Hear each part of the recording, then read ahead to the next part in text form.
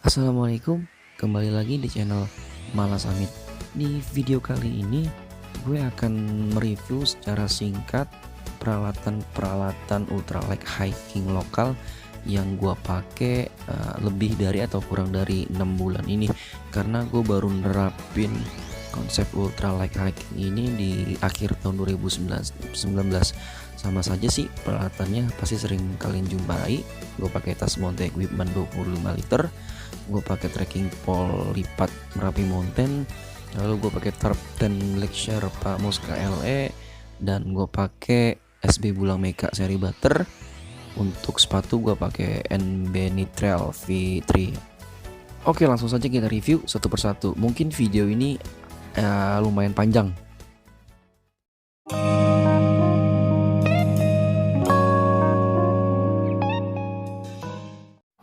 Untuk backpack, gue menggunakan mountain equipment series base UL 25 liter warna hijau stabilo. Overall gue menggunakan ini sudah beberapa kali, nyaman-nyaman saja, tidak menemukan kendala-kendala yang mengganggu sih. Untuk shoulder padnya ya cukup lah ya, untuk tas UL tidak terlalu kecil juga.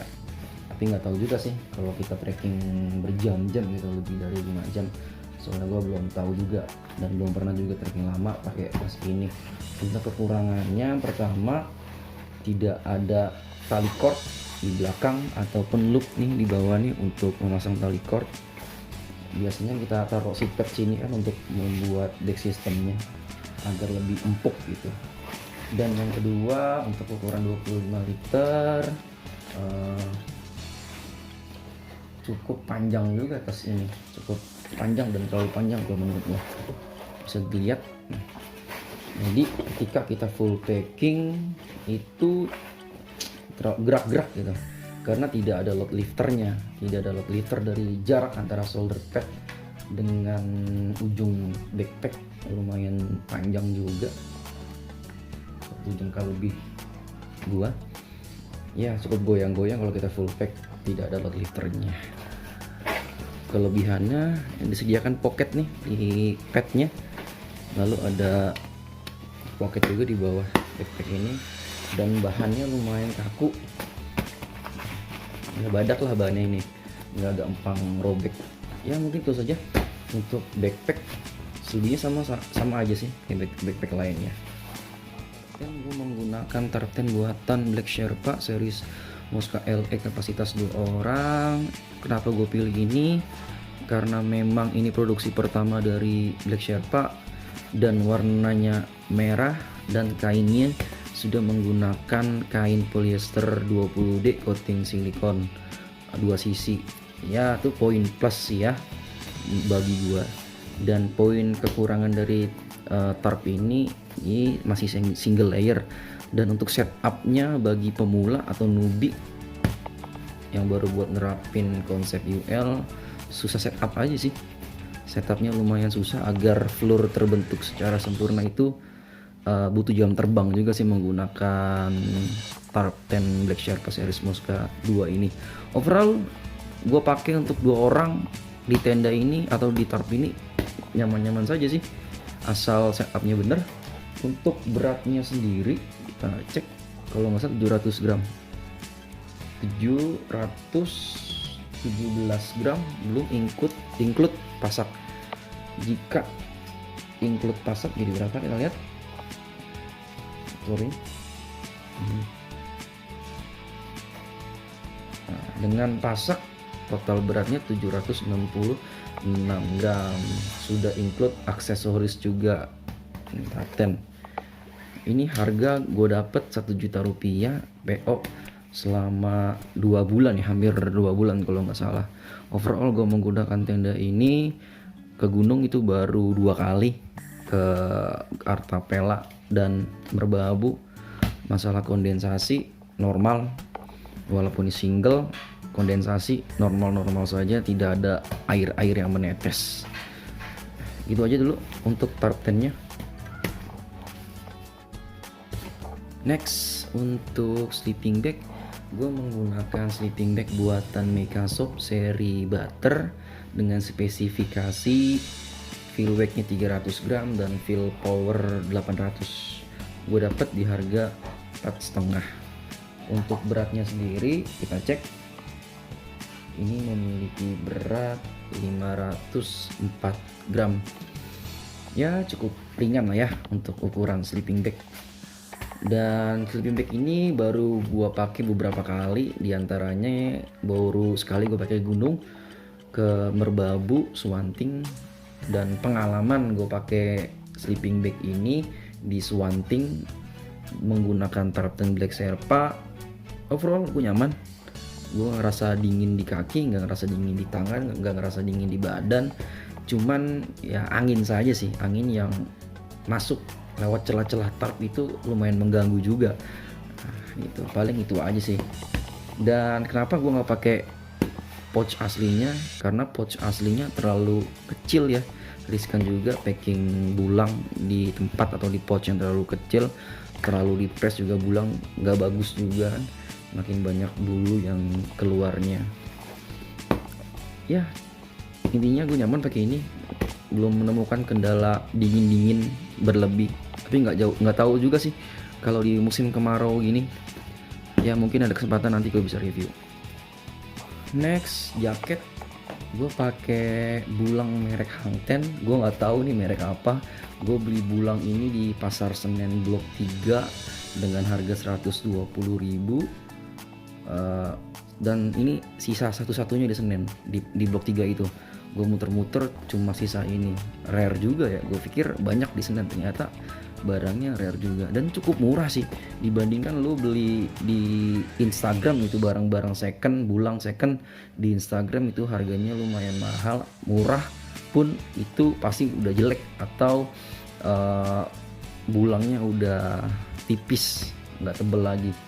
Ini berat bulangnya seberat kalau nggak salah 350 graman, 353 gram, lumayan. Bisa lo lihat ini kondisinya masih bagus, masih tebel, fill weight-nya juga dengan harga 120.000, masih tebel, masih montok ya, hoki lah. Untuk kalian yang butuh bulang, carinya di Senen aja, tapi jangan sampai tertipu sama penjual-penjual yang bilangnya bulang ternyata bahannya Dacron. Next, untuk windbreaker gue pakai Consina Lead Speed. Ini kalau nggak salah bahannya nilon 15D atau 10D ya, lupa gue. Untuk beratnya sendiri 150 gram, ya lumayan lah ya, ringan lah ya, nggak dibilang ringan ya nggak ringan banget, dibilang berat ya juga nggak berat gitu kan. Waterproof, ringan, ya paling hujan-hujan rintik-rintik karena memang belum full sim seal juga. Ya cukup bisa dipakai harian atau bisa jadi outer jaket, lapisan luar dari bulang ini tandem. Kalau gue kedinginan nih pada saat di campsite, ya gue tambal bagai ini. Ya kalau nggak ngerasa dingin ya ini nggak perlu gue pakai gini. Udah gitu aja. Kalau untuk cooking system gue pakai mug stainless dan kompor kecil ya, ini merek Lixada. Kalau nggak salah ini gue dapet di harga 65.000, gue beli di Lazada ya. Lixada kecil banget ini, dari titanium kalau nggak salah. Namun tidak ada pemantiknya sih, kekurangannya ini tidak ada pemantiknya. Untuk beratnya sendiri berapa gram itu cek, beserta dengan tempatnya itu 51 gram, cukup ringan. Ini merek Lixada. Dan untuk adapternya kaki 3, gue masih menggunakan kaki 3, gue belum berani menggunakan kanister ya. Gue gak mau bergantung pada kanister ya, agak ribet sih loh menurut gue ya. Sebelum kita berangkat harus diisi ulang ya, gak fleksibel. Gue lebih suka menggunakan Haigo. Kaki 3 ini banyak di marketplace, cari aja, harganya 35.000 sampai 45.000 lah. Beratnya 79 gram nih kaki 3 nih. Lalu gue pakai mug stainless, ini ukuran 500 ml ya kalau nggak salah ya. Ini ada di rumah, gue ambil aja kan. Ya karena gue cuman buat masak-masak air ya, seduh-seduhan aja, jadi ya gue pakai mug ini cukup sih. karena prinsip gue ya kalau mau makan enak ya tapi di gunung gitu. Kalau untuk beratnya sendiri 125 gram, cukup ringan. Dan yang terakhir ini gue pakai windshield, udah rusak banget nih. Ini gue buat dari kalender, gue lapisin apa nih ya, aluminium nih. Gue lapisin kalender, gue lapisin aluminium biar tahan panas. Bikin ngasal aja bro, nggak perlu pakai pola. Beratnya itu 23 gram. Dan tempat dari cooking system gue itu berat ya 33 gram. Untuk baju yang gue gunakan pada saat mendaki maupun tidur, biasa sih ya, gue biasa pakai base layer dan celana quick dry. Kita lihat. Nah, pertama ini kaos kaki rajut ya, rajut gitu ya, jadi lebih anget lah ya, dan lumayan tebal juga. Ini 30.000 kalau nggak salah gue beli di Shopee nih, lumayan anget pakai ini. Gue pakai base layer dari Diadora nih ya kalau nggak salah, Diadora. Ini gue beli di Sport Station 60.000 lagi diskon. Dingin pakai ini enak, nggak gerah, breathable banget. Ini gue pakai celana quick dry. Ini gue beli di Decathlon 100.000. Ini celana running ya, adem bro pakai ini karena bawahnya jaring nih. Kalau pakai ini lagi duduk jangan ngangkang, kelihatan sempak lu nanti. Enak pakai ini, nyaman banget. Dan untuk baju tidur gue pakai merek Wedze. Ini juga gue beli di Decathlon. Ini soft polar ya, anget pakai ini.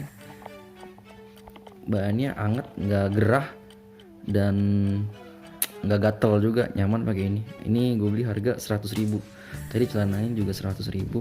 Kalau untuk celana tidur ya gue biasa pakai celana berangkat. Biasa gue berangkat pakai celana ini, ya tidur gue pakai celana ini. Berangkat di jalan ya, bukan pada saat trekking. Kalau pada saat trekking gue pakai celana pendek, itu quick dry yang training. Gue pakai celana Consina ini, Consina Ritmerhorn kalau nggak salah. Ya, ini seharga rembesan, ini 150.000 nih rembesan, enak. Dan yang terakhir gue sarung tangan nih. Sarung tangannya ini pakai Ray polar, ini dua sisi polar, 35.000, 30.000-an lah ini, ringan juga. Selanjutnya untuk trekking pole, gue pakai trekking pole Merapi Mountain yang lipat. Ya lumayan murah, cuma 140.000 dibandingkan merek-merek lain cukup mahal ya. Ini cuma 140.000 bisa dapetin trekking pole lipat. Ya durability-nya juga oke, udah beberapa kali gua pakai. Panjangnya ini menurut standar pabrik itu 125 cm, tapi lo bisa lo tarik lagi ya sampai 130 cm. Namun kendalanya paling di bagian ini nih atas nih, pada saat lo pegang gini agak sakit, ini agak keras sorry, di sini nih agak keras. Itu aja sih kendala yang gue temuin selama gue pakai trekking pole ini. Oke, lanjut. Selanjutnya untuk sepatu dekil belum gue cuci. Ini gue pakai NB Nitrel V3. Overall gue pakai ini enak-enak aja sih, empuk, midsole-nya empuk. Namun outsole-nya ini yang perlu kalian ketahui, jika di medan berbatu atau kayu basah ya ini lumayan licin nih outsole-nya nih.